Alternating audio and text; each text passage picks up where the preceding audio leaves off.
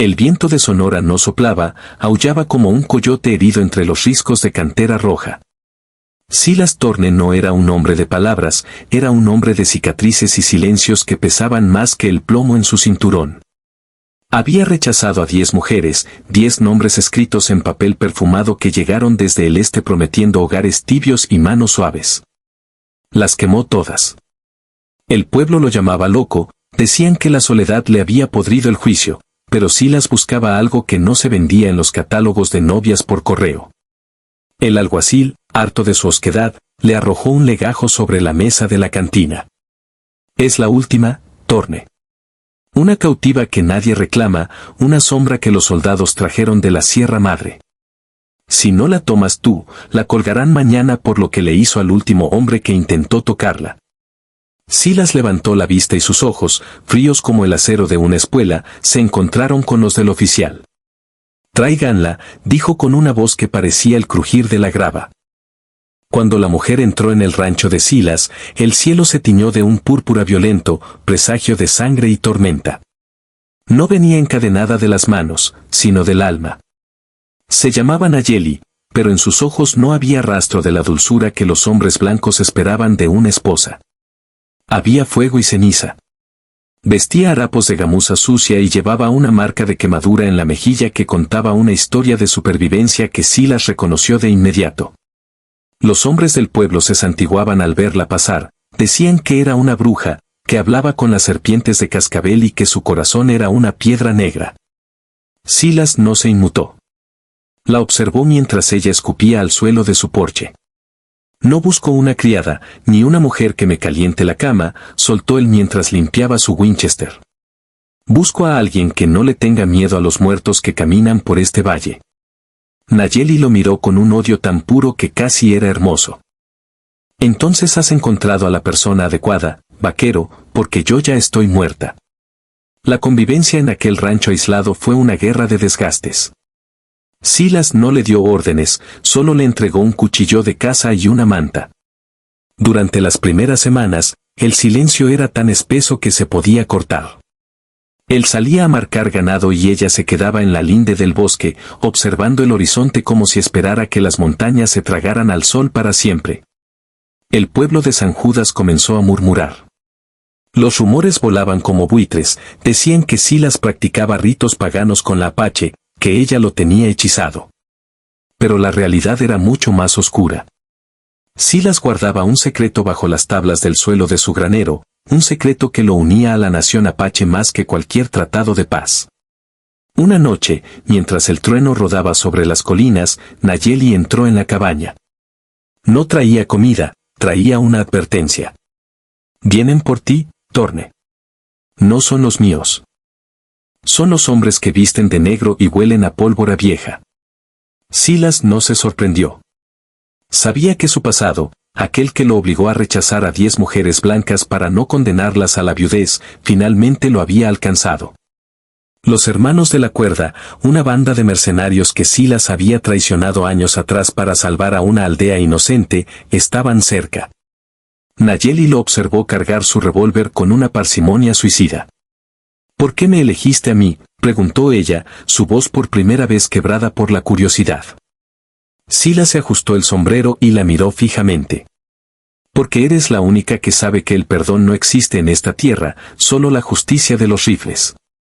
En ese momento, un disparo rasgó la noche, impactando en la lámpara de aceite y sumergiendo la estancia en una oscuridad absoluta. El asedio había comenzado. El primer atacante cayó antes de cruzar la cerca.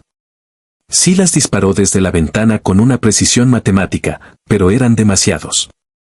Las sombras se movían entre los corrales, disparando ráfagas que astillaban la madera de la cabaña. Fue entonces cuando ocurrió lo impensable. Nayeli, la mujer que todos creían una víctima o una bruja, se deslizó por la puerta trasera como un fantasma de humo. No usó armas de fuego. Usó el acero y el instinto. Silas escuchó un grito ahogado afuera, seguido de un silencio sepulcral que le puso los pelos de punta. Cuando un mercenario logró derribar la puerta principal, apuntando directamente al pecho de Silas, una flecha de punta de pedernal le atravesó la garganta desde la oscuridad del porche. Nayeli estaba de pie, con un arco robado y la mirada de una diosa de la guerra.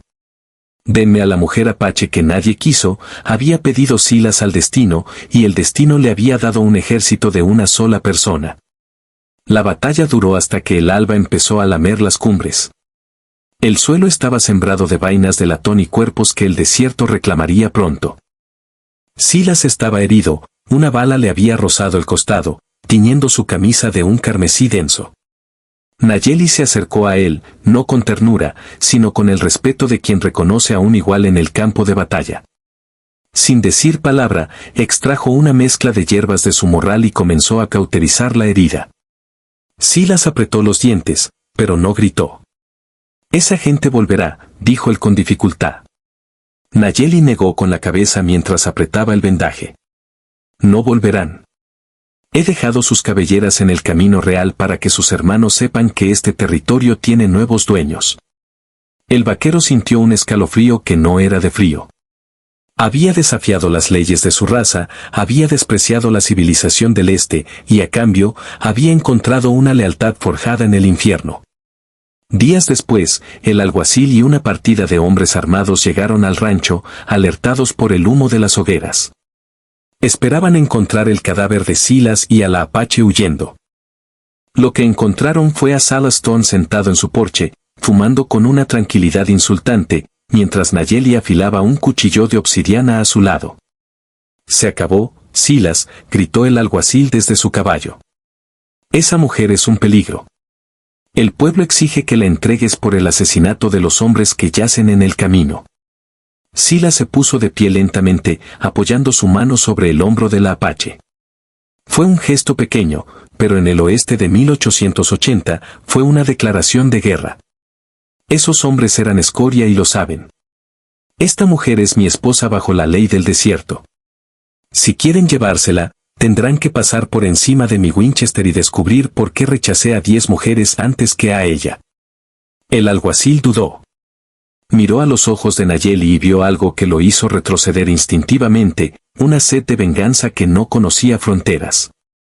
El grupo de hombres se retiró, maldiciendo en voz baja, sabiendo que aquel rancho se había convertido en una fortaleza inexpugnable. Pero el verdadero choque vino esa noche, cuando el silencio regresó. Nayeli se paró frente a Silas y le entregó un pequeño colgante de turquesa que llevaba oculto en su ropa. «Me compraste para salvarme», dijo ella. Silas sacudió la cabeza. «No te compré, Nayeli. Te pedí porque sabía que eras la única capaz de ver quién soy yo realmente». Ella sonrió por primera vez, una mueca afilada que reveló la verdad más impactante de todas: ella no era una cautiva de los soldados. Ella había permitido que la atraparan para llegar hasta Silas, el hombre que años atrás, en una incursión que él creía olvidada, le había perdonado la vida a un niño apache. Silas se quedó helado. La mujer que todos despreciaban era, en realidad, su ángel guardián cobrando una deuda de sangre. Todo el rechazo a las novias por correo, toda su soledad autoinfligida, lo había conducido a ese preciso instante de revelación. No era una historia de amor convencional, era una alianza de almas rotas. El desierto de México se extendía ante ellos, vasto, cruel y hermoso, prometiendo más batallas y menos paz. Silas tomó el colgante y lo guardó en su bolsillo. No necesitaban palabras dulces ni bendiciones de iglesia. En la frontera, la supervivencia era el único sacramento válido. Mientras el sol se ocultaba, 2 figuras se recortaban contra el horizonte de Sonora, un vaquero que desafió al mundo y la mujer apache que nadie quiso, pero que resultó ser la única que podía domar el fuego de una tierra sin ley. A partir de esa noche, el nombre de Silas Stone se convirtió en leyenda y advertencia. Se decía que en su rancho las balas no penetraban y que el viento hablaba en lenguas antiguas para avisar de cualquier intruso. La mujer que el mundo rechazó se convirtió en la reina de un territorio salvaje, demostrando que a veces, lo que la sociedad desecha es lo único que puede salvarnos de nuestra propia destrucción. Silas nunca volvió a mirar un catálogo, ni volvió a pisar el pueblo de San Judas. Había encontrado su lugar en el caos, y mientras el Winchester estuviera cargado y Nayeli estuviera a su lado, el desierto podía arder, pues ellos ya conocían el camino a través de las llamas. ¿Deseas que profundice en el destino de los mercenarios que escaparon o prefieres que narre el enfrentamiento final contra el alguacil de San Judas?